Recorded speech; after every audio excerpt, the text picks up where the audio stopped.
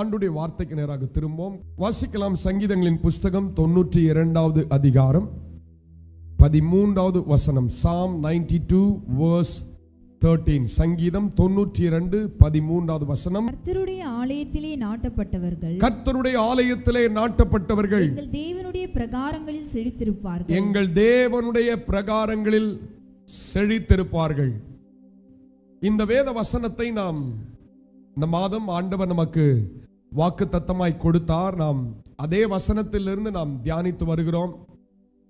ஆலயத்திலே நாட்டப்பட்டவர்களுக்கு தேவன் சொல்லுகிற ஆசீர்வாதம், அவர்கள் செழித்திருப்பார்கள் அப்படி என்று நம்ம தியானிக்கிறோம்.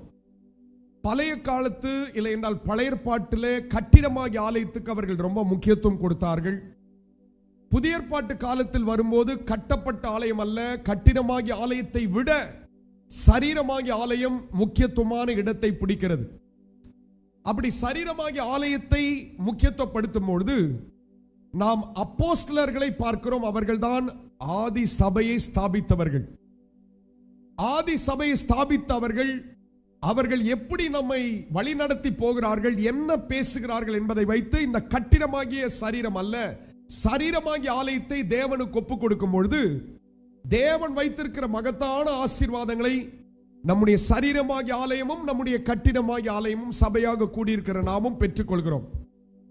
மறுபடியும் நீங்கள் நல்லா அறிந்து கொள்ளணும். பழைய ஏற்பாட்டில் ரொம்ப முக்கியத்துவப்படுத்தினார்கள் கட்டிடம், புதிய ஏற்பாட்டிலே சரீரமாகிய ஆலயத்தை நாம் முக்கியத்துவப்படுத்துகிறோம்.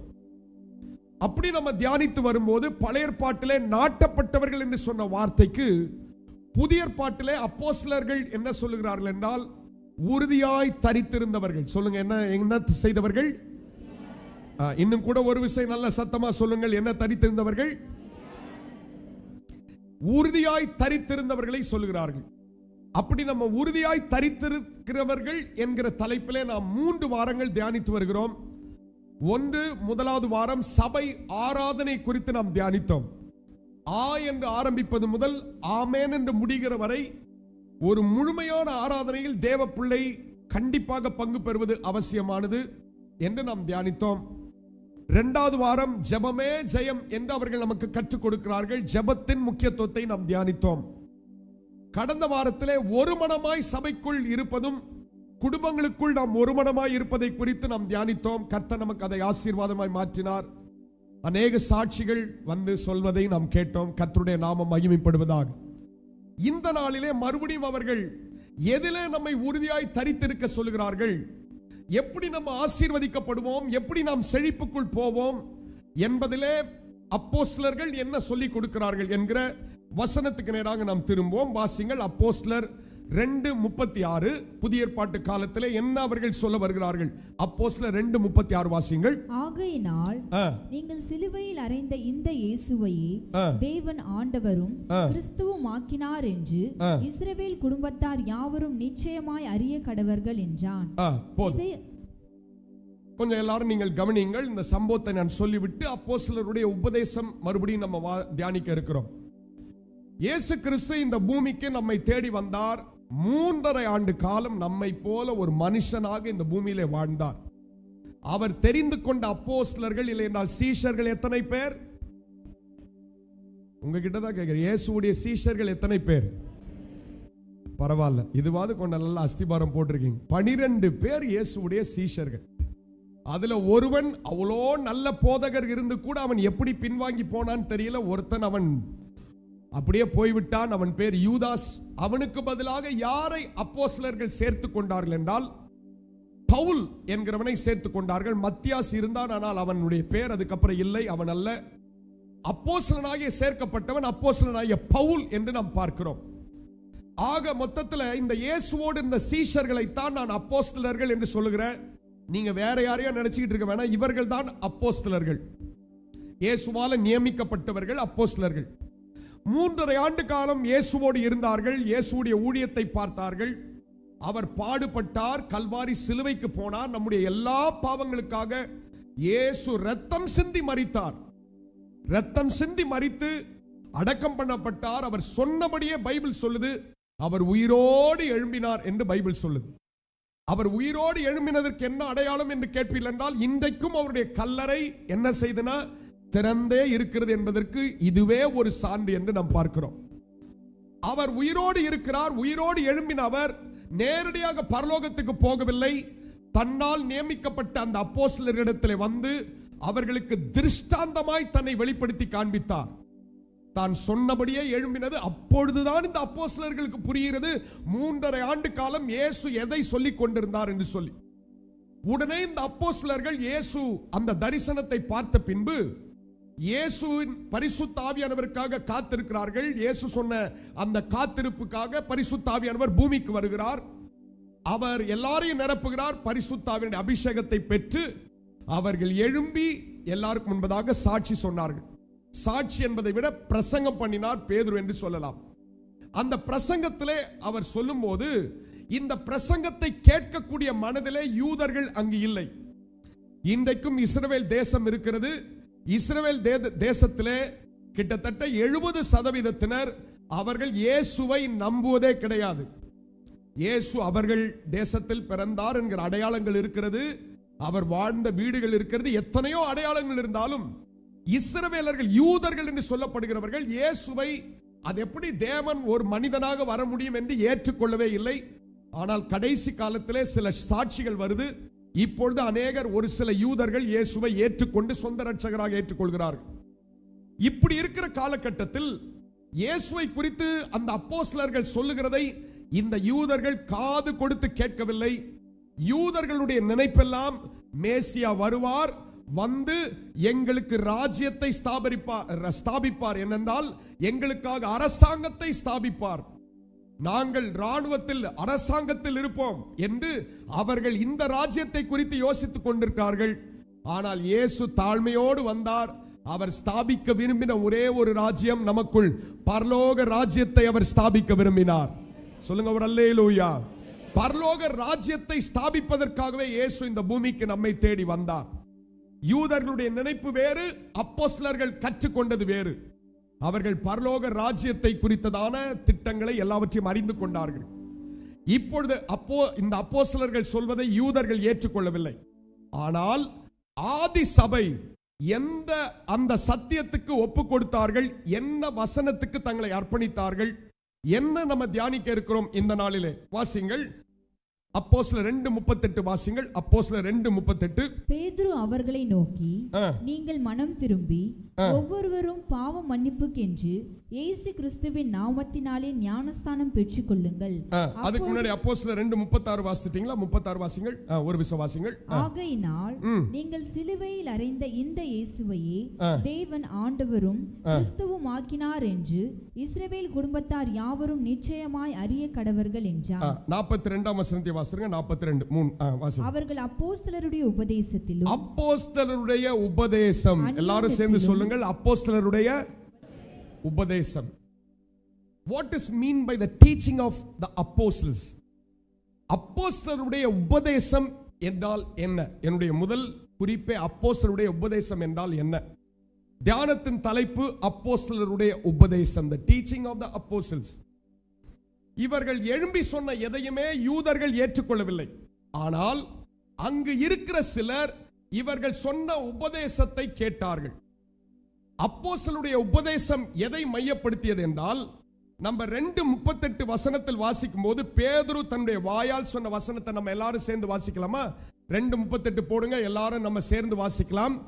பேதுரு அவர்களை நோக்கி, நீங்கள் மனம் திரும்பி ஒவ்வொருவரும் பாவ மன்னிப்புக்கென்று இயேசு கிறிஸ்துவின் நாமத்தினாலே ஞானஸ்தானம் பெற்றுக் கொள்ளுங்கள், அப்பொழுது பரிசுத்த ஆவியின் வரத்தை பெற்றுக் கொள்வீர்கள். பேதுரு வாயை திறந்து அப்போஸ்தலனாக சொன்ன முதல் உபதேசமே மனம் திரும்புதலில் ஆரம்பிக்கிறது. எல்லாம் சொல்லுங்க, எதுல ஆரம்பிக்குது? மனம் திரும்பி இருக்கிறவர்கள் எல்லாம் ஒரு அல்லேலூயா சொல்லுங்கள். சிலருக்கு ஒரு சின்ன சந்தேகம் வருது, இருந்தாலும் இன்னைக்கு நீங்க அதை கிளியர் பண்ணிடணும். மனம் திரும்புதல் என்பது என்றைக்கோ ஒரு நாள் நடப்பது அல்ல. நம்முடைய வாழ்க்கையில் தினந்தோறும் மனம் திரும்புதலை கர்த்தர் விரும்புகிறார்.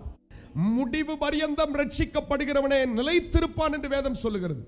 முடிவு பரியந்தம் நிலை நிற்பவனே ரட்சிக்கப்படுவான். ரட்சிப்புல நிலைத்திருப்பதற்கு நமக்குள் தினந்தோறும் ஒரு மனம் திரும்புதல் தேவை. பேதுரு எழும்பி சொன்ன முதல் வார்த்தையே மனம் திரும்புங்கள்.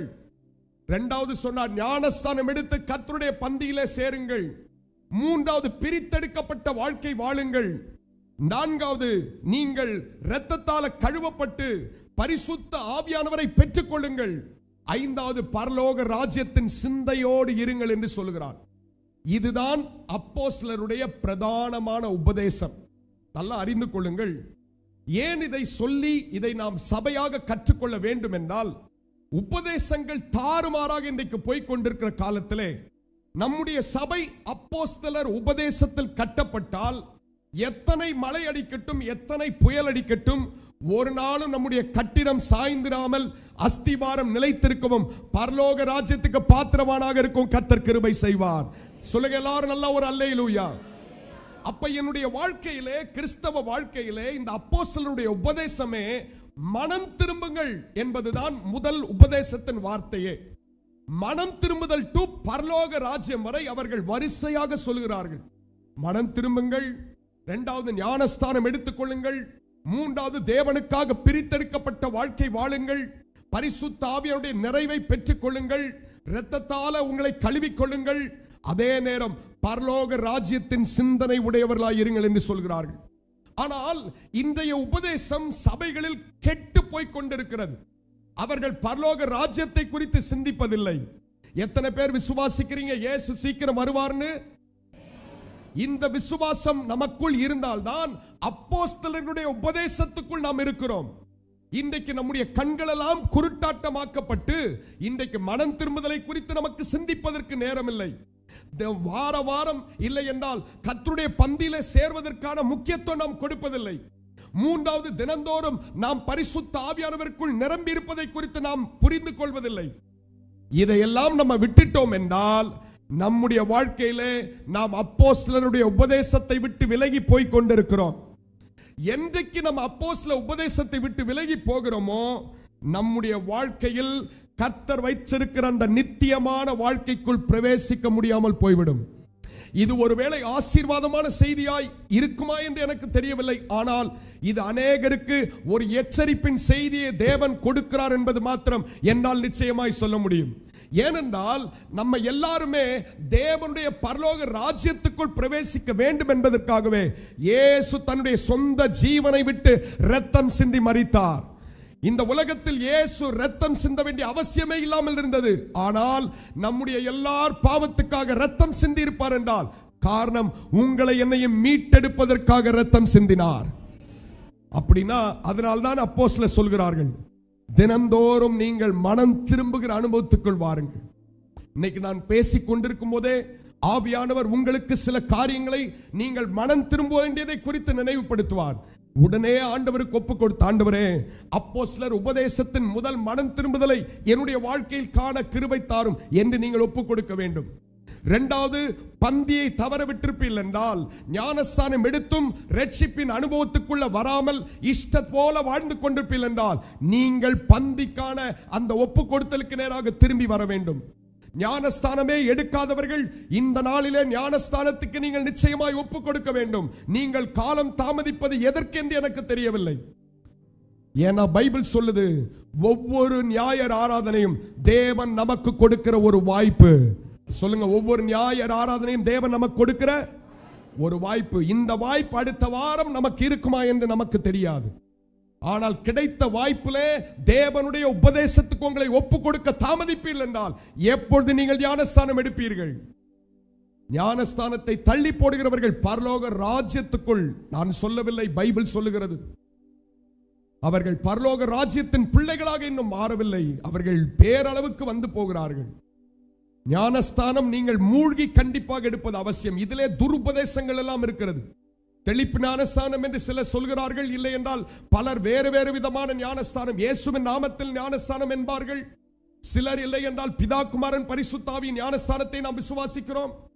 சிலர் இயேசு மாத்திரம் போதும் என்று, இப்படி பல துருபதேசங்கள் வரும்போது ஞானஸ்தானம் நீங்கள் பரிசுத்த ஆமென் பிதா குமாரன் பரிசுத்த ஆவியின் நாமத்தினாலே எடுத்து நீங்கள் பந்தியிலே சேர்ந்து ஒரு பிரித்தெடுக்கப்பட்ட வாழ்க்கை, சொல்லுங்க என்ன வாழ்க்கை? பக்கத்துல தட்டி சொல்லுங்க, ஒரு பிரித்தெடுக்கப்பட்ட வாழ்க்கை. அது கர்த்தர் விரும்புகிற ஒரு வாழ்க்கை, பிரித்தெடுக்கப்பட்ட வாழ்க்கை. இந்த உலகத்திலே நம்ம வாழலாம், ஆனால் கர்த்தர் விரும்புகிற ஒரு வாழ்க்கை, பிரித்தெடுக்கப்பட்ட வாழ்க்கை. அந்த வாழ்க்கைக்கு நம்மை அர்ப்பணித்து தினந்தோறும் பரிசுத்த ஆவிக்குள் நிரம்பி இருப்பது. தினந்தோறும் என்னை நிரப்பும், என்னை நிரப்பும், என்னை நிரப்பும், உம்முடைய பிரசன்னத்தால் நான் நிரம்பி இருக்க விரும்புகிறேன் என்று வாஞ்சிக்கிற பிள்ளைகள். இதுதான் அப்போஸ்தலருடைய உபதேசம். இன்றைக்கு எந்த உபதேசத்தை கேட்க நீங்க ரொம்ப விருப்பமா இருக்கிறீங்க எனக்கு தெரியல. ஆனால் மனம் திரும்புதல் டு பரலோக ராஜ்யம் வரை அப்போஸ்தலருடைய உபதேசத்தில் கட்டப்படுகிறவர்கள் தங்களுடைய கட்டிடத்தை சரியாய் கட்டி கொண்டிருக்கிறார்கள். அப்படிப்பட்டவர்களால் ஞாயிறு ஆராதனை தவிர்க்க முடியாது. அப்படிப்பட்டவர்கள் தங்கள் சொந்த வழிகளுக்கு போக மாட்டார்கள். அப்படிப்பட்டவர்கள் தங்களுக்கு பிடித்தமானவைகளை செய்து கொண்டிருக்க மாட்டார்கள். அப்போஸ்தலர் உபதேசம் எனக்கு கற்றுக் கொடுக்கிறது, நான் ஆண்டவருக்காக பிரித்தெடுக்கப்பட்டவன். அப்போஸ்தலர் உபதேசம் எனக்கு கற்றுக் கொடுக்கிறது, நான் பரலோகத்துக்கு சொந்தமானவன், இந்த பூமிக்குரியவன் அல்ல. பக்கத்துல தட்டி சொல்லுங்கள் இன்னொரு விஷயம், நீங்கள் பரலோகத்துக்குரியவர்கள். அதை ஏன் நீங்க இவ்வளவு பயந்து பயந்து சொல்றீங்கன்னு தான் தெரியல. அது ஒரு சந்தோஷமானது. சொல்லுங்க, நீங்கள் பரலோகத்துக்குரியவர்கள். இன்னைக்கு நிறைய பேருக்கு இல்ல நான் பூமியிலே இருந்திரலன்னா கூட நீங்கள் 70 ஆண்டுக்கு மேல இருந்தா பெரிய விஷயம். இன்னைக்கு 80 தாண்டிச்சா 80 என்று வாயை திறக்கிறார்கள். 90 என்றால் நீங்கள் கின்னஸ் புத்தகத்தில் இடம் பிடித்து விடுவீர்கள் சீக்கிரம். அந்த அளவுக்கு போய் கொண்டிருக்கிற வாழ்க்கையில இன்னைக்கு அப்போஸ்தலர் சொல்லுகிற அந்த 6 விதமான அந்த ஆழமான உபதேசம், மனம் திரும்புதல் என்பது நமக்குள் தினந்தோறும் நடக்க வேண்டியது. ஞானஸ்தானத்தின் ரட்சிப்பின் அனுபவத்தை காத்துக்கொண்டு பந்தியில சேர்வது, தினந்தோறும் தேவனுக்காக பிரித்தெடுக்கப்பட்ட வாழ்க்கை, தினந்தோறும் நம்மை இரத்தத்தால கழுவி நீதிமானாக்குவது, இவைகள் எல்லாவற்றையும் நான் எப்படி பெற்றுக்கொண்டேன் என்றால் இலவசமாய் பெற்றுக்கொண்டேன். அப்போஸ்தலருடைய இன்னொரு முக்கியமான வார்த்தை என்னவென்றால் கிருபையினாலே. ஆமென். நீங்கள் எப்படி ரட்சிக்கப்பட்டீங்கன்னா இலவசமாய் கிருபையினாலே ரட்சிக்கப்பட்டீர்கள். இது தேவனால் உண்டானது. கிருபை, கிருபை, கிருபை, இயேசுவின் கிருபை. இன்னைக்கு என்ன செய்தேன்? அவர் ரத்தம் சிந்ததற்காக நான் என்ன செய்தேன்? ஒன்னும் செய்யல. ஆனா அவருடைய அன்பினால் என் மேல் ரத்தம் சிந்தினாரே, இதெல்லாம் சத்தியம். இன்னைக்கு இப்படி ஒரு பிரசங்கத்தை பேதுரு அன்றைக்கு என்னை விட பயங்கரமாக செய்தார். அங்கே நடந்த சம்பவத்தை கவனியுங்கள், இங்கே நடக்கிற சம்பவத்தை நீங்களே புரிந்து கொள்ளுங்கள். வாசிங்கள் அப்போஸ்தலர் 2:37. இந்த சத்தியத்தை அவர் திட்டமாய் சொல்லும்போது, அப்போஸ்தலர் உபதேசம் என்றால் என்னன்னு சொல்லும்போது அங்கே நடந்த சம்பவம் அப்போஸ்தலர் 2:37 வாசிங்கள். இதை அவர்கள் கேட்டபொழுது இருதயத்திலே குத்தப்பட்டவர்களாகி பேதுருவையும் மற்ற அப்போஸ்தலரையும் பார்த்து, சகோதரரே, நாங்கள் என்ன செய்ய வேண்டும் என்றார்கள். அப்பொழுது பேதுரு சொன்ன மனம் திரும்புதலிருந்து பரலோக ராஜ்யம் வரைக்கும் அவர் சொன்ன எல்லா படிகளையும் சொல்லி முடித்த உடனே அங்கே கேட்டுக்கொண்டவர்களுடைய இருதயம் என்ன செய்யப்பட்டது? சொல்லுங்க நல்லா சத்தமா, என்ன செய்யப்பட்டது? குத்தப்பட்டது. இப்ப நான் சொன்னதுல ஏதாவது உங்களுக்கு குத்தப்பட்டுதா இல்லையா? நான் இப்ப என்னத்தை சொல்லுவேன்? குத்துனதுன்னு சொல்றதா, குத்தலன்னு சொல்றதா, என்ன சொல்றதுனே தெரியாம உட்கார்ந்துருக்கேன் நானு. குத்துலனா இருக்கிறதுலே பெரிய பிரச்சனை. குத்துனா கொஞ்சம் பரவாயில்ல, குத்துச்சுன்னா அவர்கள் உடனே சொன்னார்களாம், குத்தப்பட்டவர்களுடைய செயல் என்ன தெரியுமா? இனி நாங்கள் என்ன செய்ய வேண்டும் அப்படின்னு கேட்டாங்களாம். குத்தப்பட்ட அத்தனை பேருக்குள்ள இருதயத்துக்குள்ள இருந்து எழும்ப வேண்டிய சத்தம், ஆண்டவரே, இன்னும் நான் எப்படி மனம் திரும்ப வேண்டும்? இன்னும் நான் பரிசுத்த ஆவியானவருக்கு என்னை எப்படி ஒப்புக் கொடுக்க வேண்டும்? இன்னும் என்னுடைய ஞானஸ்தான பிரதிஷ்டையிலே நான் எவ்வளவு உம்மிடத்திலே நெருங்கி வர வேண்டும் என்பதுதான் ஒரு குத்தப்பட்டவர்களின் அடையாளம். இன்னைக்கு ஒரு கூட்ட ஜனம் அங்கேயும் இருந்தார்கள். அவர்கள் அடுத்த வாரம் பார்த்துக்கலாம், என்ன அவசரம், பின்னாடி கேட்டுக்கலாம் என்று போன ஒரு கூட்டம் இருக்கிறார்கள். இன்றைக்கு நீங்கள் இந்த உபதேசத்தை எப்படி பார்க்கிறீர்கள்? இருதயத்திலே குத்தப்படுகிறதா? இருதயத்திலே குத்தப்படணும். இது தேவனுடைய வார்த்தை என்றால், அது தேவனுடைய சுத்தமான வார்த்தை என்றால் அது இருதயத்தை குத்தும். இருதயத்திலே குத்தினால் தான் அது தேவனுடைய வார்த்தை. அது உள்ளே போய் செய்ய வேண்டியவைகளை செய்யும். அதனால தான் நம்முடைய ப்ரோமோ நீங்க பார்த்தீங்களா என்னன்னு தெரியல, நம்முடைய சபை ஆராதனைக்கு முன்னாடி ஒரு ப்ரோமோ ஒன்று போடுவோம். அதிலே நாம் சொல்லியிருப்போம், சபை என்பது என்னன்னா ஒரு மருத்துவமனை. சொல்லுங்க, சபை என்பது இங்கதான் ஆபரேஷன் பண்ணப்படும். தேவனுடைய வார்த்தை தான் உள்ளே போய் ஆபரேஷனை செய்யும், தேவையில்லாதவைகளை வெளியே தள்ளும். அதுக்கு தான் அப்போஸ்தலர் உபதேசம் அவசியமானது.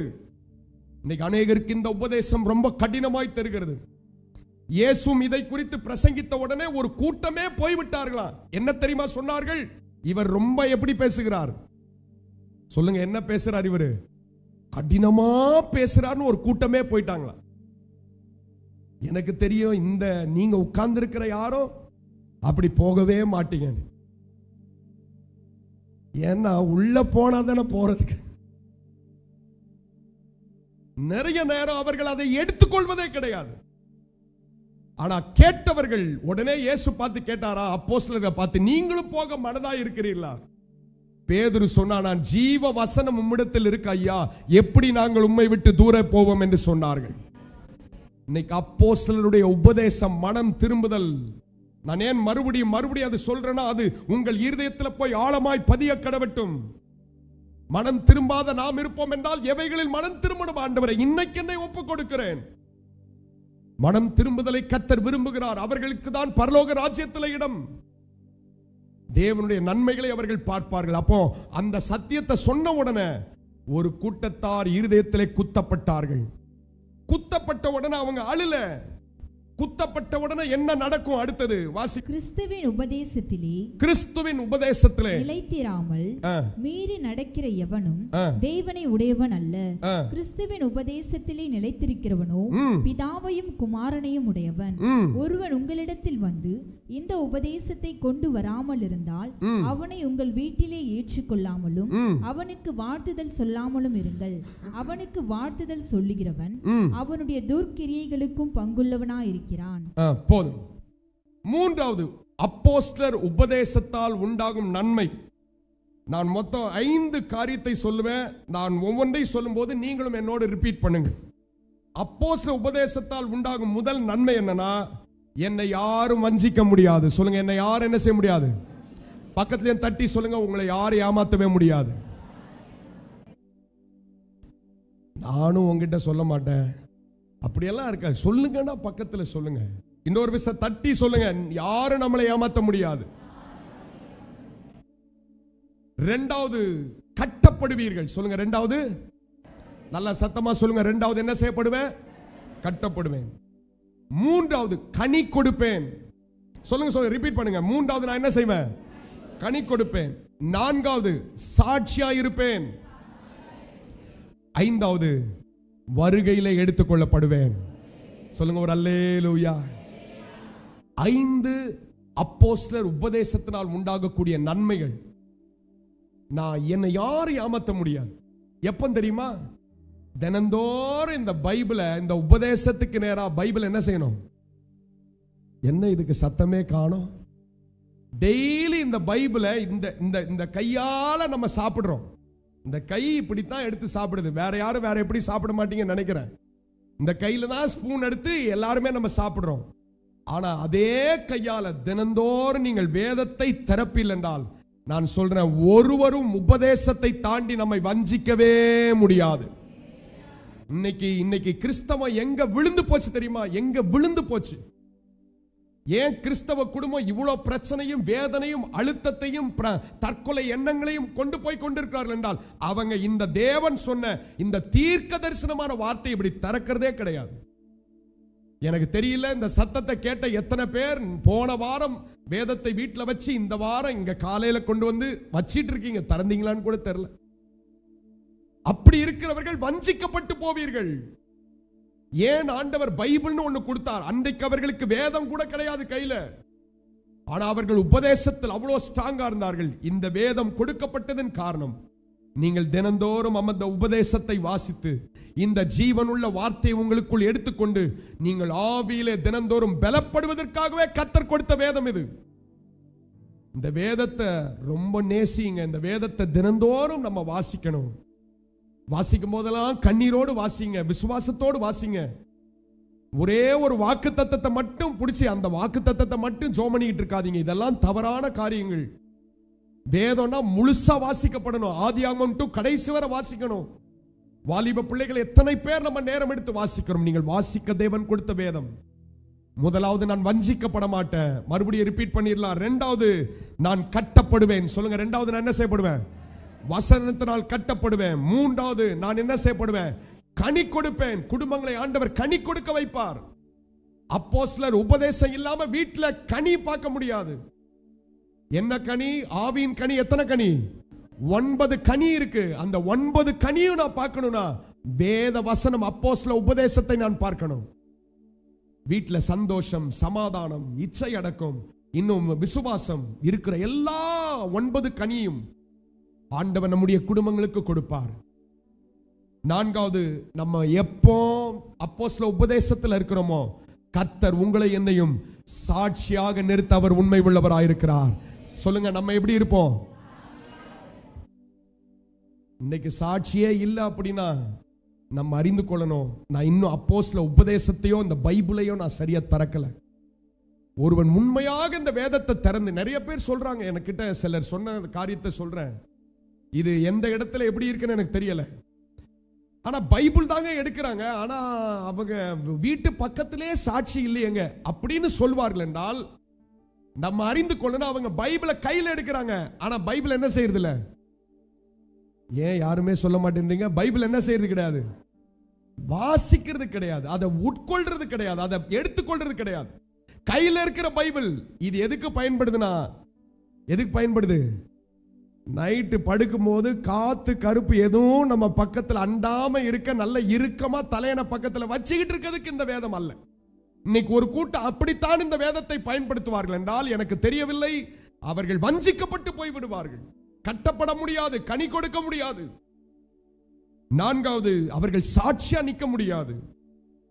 எல்லாவற்றுக்கும் மேல நான் ஆரம்பத்தில் சொன்ன அந்த முதல் வார்த்தை தான், வருகையிலே அவர்கள் எடுத்துக்கொள்ளப்படாமல் கைவிடப்பட்டு போய்விடுவார்கள்.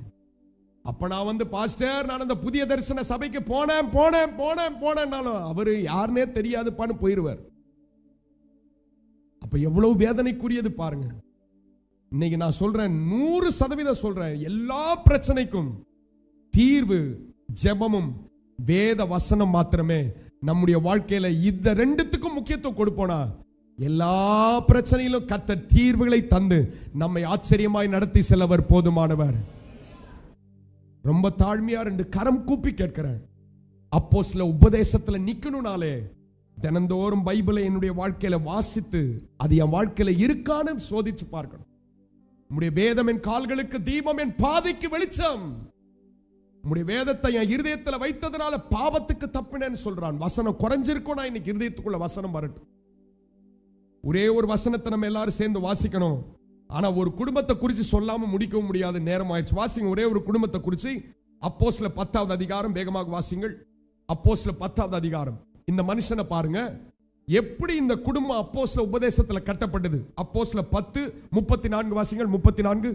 அப்பொழுது பேதுரு பேசத் தொடங்கி தேவன் பட்சபாதம் உள்ளவர் அல்ல என்றும் எந்த ஜனத்திலாயினும் அவருக்கு பயந்திருந்து நீதியை செய்கிறவன் எவனோ அவனே அவருக்கு உகந்தவன் என்றும் நிச்சயமாய் அறிந்திருக்கிறேன். இப்ப அடுத்த 2 வசனம் வேகமா வாசிங்க. 44 வசனத்தை வாசிங்க. 44. இந்த வார்த்தைகளை பேதுரு பேசிக் கொண்டிருக்கையில், இந்த வார்த்தைகளை அப்போஸ்தலனாகிய பேதுரு உபதேசித்துக் கொண்டிருக்கும் போதே வசனத்தை கேட்டவர்கள் கேட்ட யாவர் மேலும் பரிசுத்த ஆவியானவர் இறங்கினார். பரிசுத்த ஆவியானவர் இறங்கினார். அப்படி இறங்கின உடனே அவர்கள் பல பாஷைகளை பேசுகிறதையும் தேவனை புகழுகிறதையும் பார்த்தார்கள். 48ஆம் வசனம் வாசிங்க. 48ஆம் வசனம். கர்த்தருடைய நாமத்தினாலே அவர்களுக்கு ஞானஸ்தானம் கொடுக்கும்படி கட்டளையிட்டான்.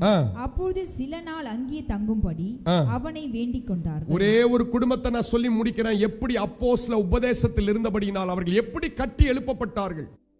அந்த குடும்பத்தின் பேர் கொர்நேலேயு என்கிற ஒரு மனுஷன். கர்த்தருக்கு பயந்த மனுஷன், பெரிய உத்தியோகத்தில் இருக்கிறான். அதெல்லாம் அவனுக்கு முக்கியம் அல்ல. வீட்டுல எல்லாரையும் கூப்பிட்டு வச்சுட்டான். அவங்க மனைவி, பிள்ளைகள், அவங்க தெரிஞ்சவங்க, விஐபிஸ் எல்லாரையும் கூப்பிட்டு, இன்னைக்கு நம்ம வீட்டுக்கு வாங்க, ஜெபம் இருக்குன்னு சொல்றதுக்கு நம்ம வாய் கூசுது. ஆனா ஒரு பெரிய உயர்ந்த ஸ்தானத்தில் இருக்கிறவன் அதெல்லாம் பார்க்கல. அந்த மனுஷன் எல்லாரையும் கூப்பிட்டு வீட்டுல வச்சிருக்கிறான். பேதுரு நின்னு வாயை திறந்து பிரசங்கிக்க ஆரம்பிக்கிறார், உபதேசிக்க ஆரம்பிக்கிறார். பைபிள் சொல்லுது, அவருடைய சத்தத்தை கேட்ட எல்லார் மேலும் பரிசுத்த ஆவியானவர் பலமாய் இறங்கினார். அன்னைக்கு அங்க இறங்கின அந்த பரிசுத்த ஆவியானவர் அந்த ஜனங்கெல்லாம் அந்நிய பாஷை பேசிட்டாங்க. பேசி உடனே அன்னைக்கே கேட்டாங்களா, இவர்களுக்கு ஞானஸ்தானம் கொடுப்பதற்கு தடை என்ன? அன்னைக்கே ஞானஸ்தானம் கொடுத்து அவர்கள் எல்லாரும் கர்த்தருக்கு பிள்ளைகளாய் மாறிவிட்டார்கள். பாருங்க, அன்னைக்கு அப்போஸ்தலர் உபதேசத்தை கேட்டு ஒப்பு கொடுத்தாங்களே, அந்த பிள்ளைகளுக்குள்ள நான் சொல்ற அத்தனை காரியமும் இருக்கு. அவங்களை யாரும் வஞ்சிக்க முடியாது. இரண்டாவது, அவர்கள் கட்டப்பட்டார்கள். மூன்றாவது, அவர்கள் கனி கொடுத்தார்கள். நான்காவது, சாட்சியாய் இருந்தார்கள். ஐந்தாவது, இயேசு கிறிஸ்துவின் வருகைக்கு அவர்கள் ஆயத்தமாகி விட்டார்கள். இன்னைக்கு எனக்கு அன்பான தேவ பிள்ளைகளை, உங்ககிட்ட ஆண்டவர் பேசின இந்த வார்த்தைகள், அதனால்தான் நம்ம வேத வசனத்துக்கு ஒப்பு கொடுத்தாதாம். என்னுடைய முடிவுரையான வசனத்தை வாசிங்கள். 3 யோவான், ஒரே அதிகாரம் தான். 3 யோவான் 2ஆம் வசனத்திலிருந்து வாசிங்க. 3 யோவான் 2ஆம் வசனத்தில் எல்லாரும் சேர்ந்து வாசிக்கலாமா? 3 யோவான் போடுங்க திரையில, எல்லாரும் சேர்ந்து வாசிக்கலாம். 3 யோவான் 2வது அதிகாரம். பிரியமானவனே, மன்னிக்கும், 3 யோவான் 2வது வசனம் வாசிங்கள். பிரியமானவனே, உன் ஆத்துமா வாழ்கிறது போல நீ எல்லாவற்றிலும் வாழ்ந்து சுகமாய் இருக்கும்படி வேண்டுகிறேன். அடுத்த வசனம், சகோதரர் வந்து நீ சத்தியத்தில் நடந்து கொள்கிறாய் என்று உன்னுடைய உண்மையை குறித்து சாட்சி கொடுத்து போதும் மிகவும் சந்தோஷப்பட்டேன். 4ஆம் வசனம், என் பிள்ளைகள் சத்தியத்திலே நடக்கிறார்கள் என்று நான் கேள்விப்படுகிற சந்தோஷத்திலும் அதிகமான சந்தோஷம் எனக்கு இல்லை. அல்லேலூயா.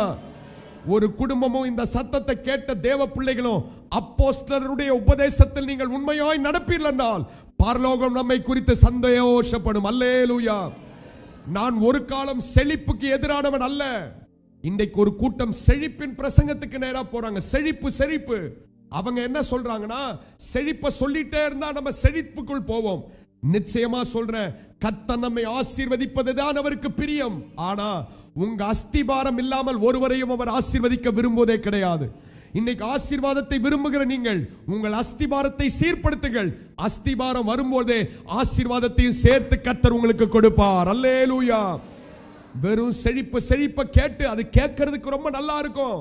அவ சொல்லுவான், தரித்திரம் மாறும், பிரேஸ்லெட்டை போட்டிருப்பான், பங்கு விட்டுருப்பான், என்னென்னமோ செய்வான்.